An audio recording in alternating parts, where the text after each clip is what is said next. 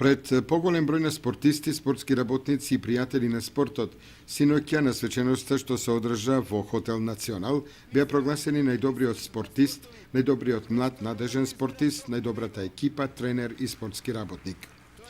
Честа по трет пат, едно по друго да биде прогласен за најуспешен спортист на општина Кочани, му припадна на членот на карате клубот Партизан Мартин Стојменов.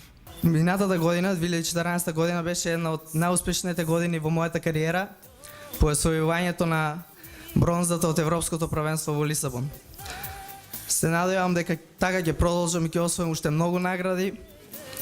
Ова година ми се деси една повреда која ме кошташе 2 значајни надпревари, Балканско првенство во Софија и Европското првенство што ќе се одржи сега во Цирих во Швајцарија.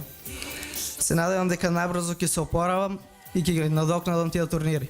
По него следуваат Ана Веселинова, женски фудбалски клуб Кочани, Димитар Јакимов, карате клуб Партизан, Ненад Атанасовски, гимнастички клуб Кочани, Петар Каров, гимнастички клуб Кочани, Даниела Колева, тениски клуб Акватен, Петар Лазаров, фудбалски клуб Осогово, Љубомир Ангелов, баскет Дино, Андреј Наков, боречки клуб Спартак и Христина Анастасова, гимнастички клуб Кочани.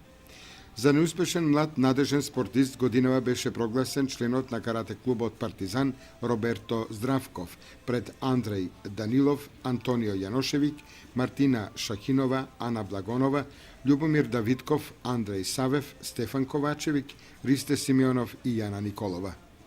Најдобра екипа за 2014 година е женскиот фудбалски клуб Кочани. Најдобар тренер Оливер Јовановски, а Владо Андов беше прогласен за спортски работник. Признанието за трајни вредности во спортот им припадна на планинарската експедиција на планинарското друштво Пониква од Кочани, која на најголемиот македонски празник Илинден 1980 година се искачи на највисокиот врв во Европа Монблан. Во 9 часот наутро, на 2 август, ние бевме на 1980 година на врвот Монблан, највисокиот врв во Европа.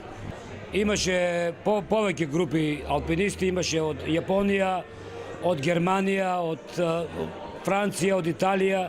Имаше повеќе групи алпинисти што се качуваа во исто време на врвот Монблан. Посхумно на Хаджипаунов Димитар му беше врачено признание и статуетка копачка со топка. На манифестацијата организаторот им врачи благодарници и на спортските новинари од општината Кочани, кои изминатата година преку своите медиуми им ги презентираа спортските настани на гледачите и на читателите.